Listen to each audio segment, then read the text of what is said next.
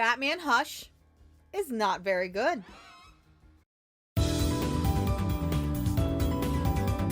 Now, if you managed to stick around this far into the video, let's talk. Let's have a cozy discussion about one of the most iconic stories in comics.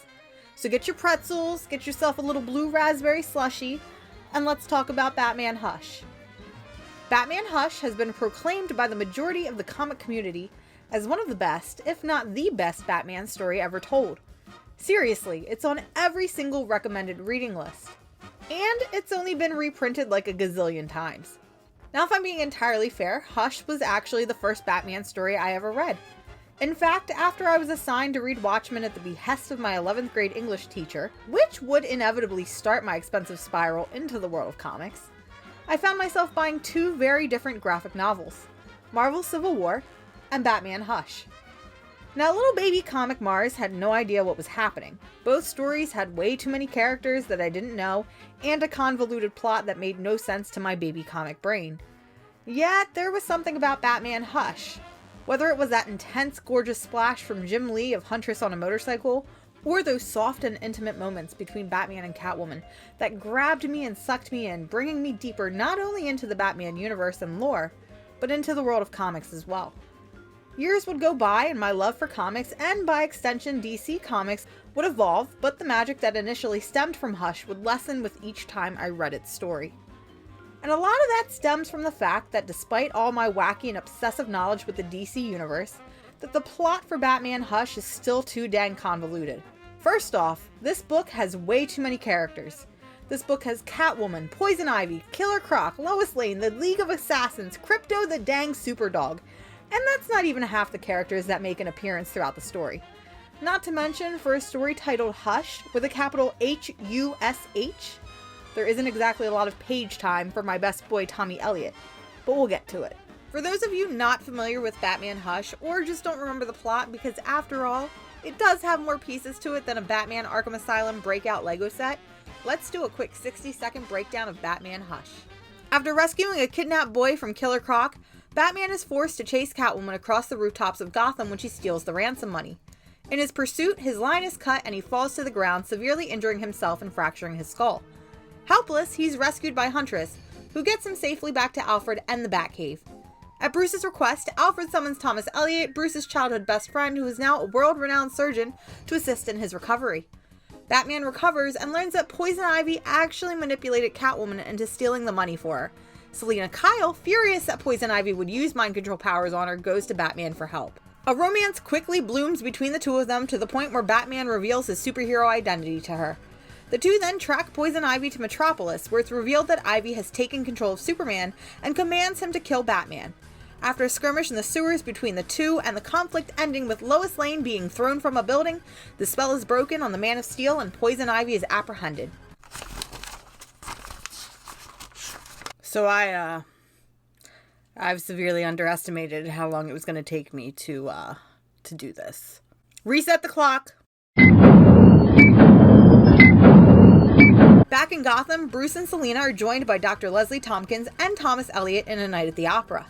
But that night is quickly ruined when Harley Quinn interrupts the show in an act to rob the show's patrons. Thomas Elliot tries to play the guise of hero, following Quinn out into the alley, but when he's found shot dead in said alley by the Joker, it sends Batman into a fit of rage where he almost kills the Joker once and for all. While all this is going on, it's revealed that a man wrapped in bandages at his face is showing up to all the crime scenes and appears to be orchestrating the whole thing. The mysterious man goes under the guise of Hush. After the funeral for Thomas Elliot, Batman is joined by Nightwing, and together the two foil a car robbery enacted by the Riddler. From there, Batman is led to believe that Ra's al Ghul is involved, and in an attempt to reveal his grand scheme, Batman kidnaps Talia al Ghul, who is then to be guarded by Catwoman, while Bruce goes off to find Ra's. Ra's then admits to him that someone from his past has used his life revitalizing Lazarus Pit. Meanwhile, Catwoman is attacked by Lady Shiva, who is only there to rescue Talia al Ghul. After relaying these events to Batman, Catwoman soon finds herself attacked by a very unstable Huntress who has been dosed with Scarecrow's fear toxin. Batman is able to subdue her, but he soon finds himself chasing Scarecrow into a graveyard where he comes face to face with a resurrected Jason Todd, who, might I add, is holding the current Robin, Tim Drake, hostage. But it's soon revealed that that wasn't actually Jason Todd, but Clayface in a ruse to deceive Batman. Meanwhile, Batman finds a device on his computer which leads him to his old friend Harold, who's a trusted mechanic and has been missing for a number of years. Harold then admits that he, in fact, planted the device in exchange to be treated for his disfigured condition, but he is shot and killed by the mysterious Hush before all can be revealed. Except Hush is actually Bruce's childhood friend, Thomas Elliot, who is believed to be shot and killed in the alleyway by Joker, except that was actually Clayface pretending to be Tommy, and yet that isn't even all of it, because actually the mastermind behind this entire thing was the Riddler, who used the Lazarus Pit to cure terminal disease, and in doing so was bestowed with the knowledge that Batman is actually Bruce Wayne.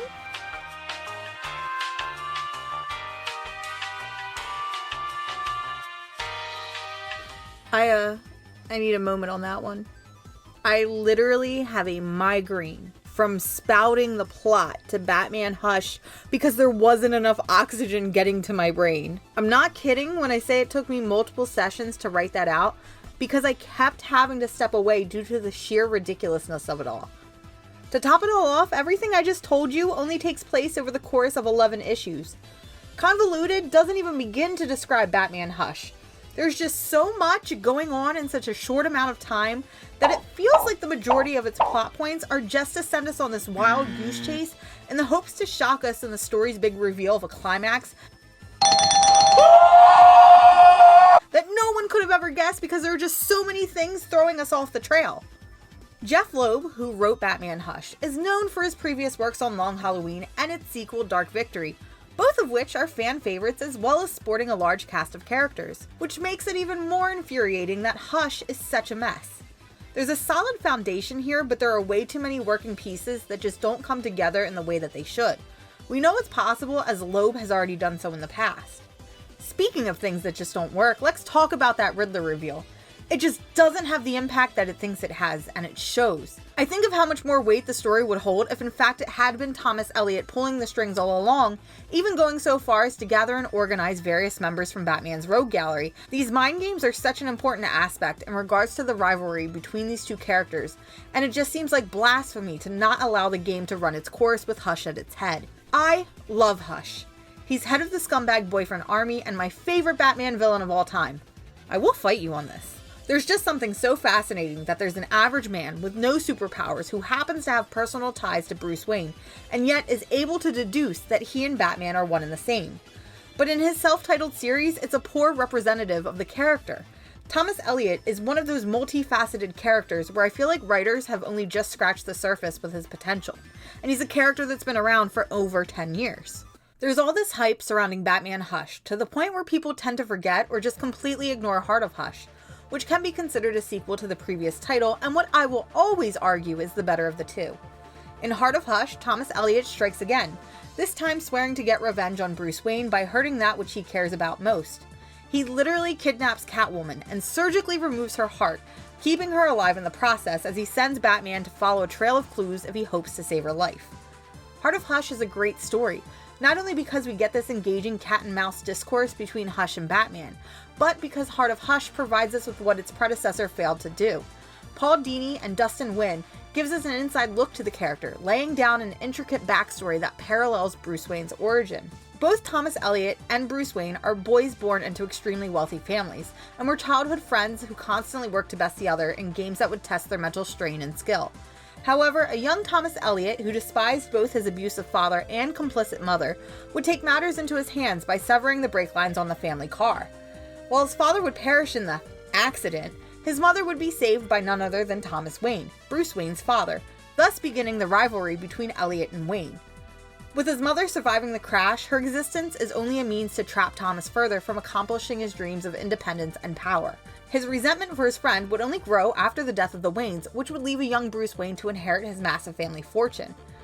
It was the exact outcome Tommy had hoped to receive when he enacted his master plan against his own family. What I love about Hush as a villain, and by extension his relationship with Batman, is that personal connection the two share. Because of that personal connection, we're able to see that additional layer of development that we don't normally see with other members of the Dark Knight's rogue gallery. Bruce Wayne and Thomas Elliot are foils. even two sides of the same coin in certain aspects. In the antagonistic conflict, it's not about the defeat of Batman, rather Bruce Wayne. Hush wants nothing more than to see the man behind the bat defeated. I mean, he even goes so far as to surgically alter his face to look like Bruce Wayne. That's just sick and twisted, and God, I just love this man. Heart of Hush gives us all of this and much more, so if you want to see more of just a ridiculously good character, please read Heart of Hush. Alright, I know this ended up turning into just a giant I love Hush rant, but I really do love his character, and it just infuriates me that people put a book like Batman Hush up onto this like untouchable mantle, but then don't even bother to read other stories prominently featuring the character, unlike the aforementioned title. At its prime, Batman Hush was almost revolutionary.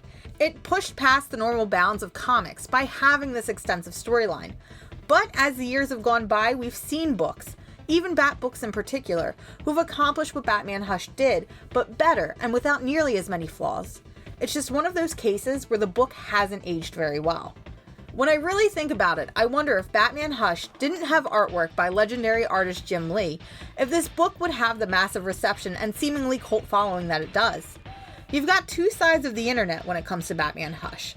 Those that praise and love the book, and those that consider it just the most overrated thing to exist in comics. I like to think that I fall somewhere right on that line, because while I admit there is a lot about the storyline that I think can be done better, I also acknowledge that without this book, there wouldn't be a Hush, and a Batman universe without Hush just isn't one I want to be a part of. This is also my PSA that if by some chance someone from the editorial team is watching my videos, please put Hush in more comics. Okay, bye! First off, your girl hit 100 subscribers, and that is just literally insane to my tiny brain. Thank you to everyone who has supported me on this incredible journey. I can't wait to see where it goes. Second off, your girl also launched a Patreon page, so if you love the content I produce and want to support me and get access to fun behind the scenes content, including my wacky scripts, click the link in the description below, and as always, I will see you in the next video.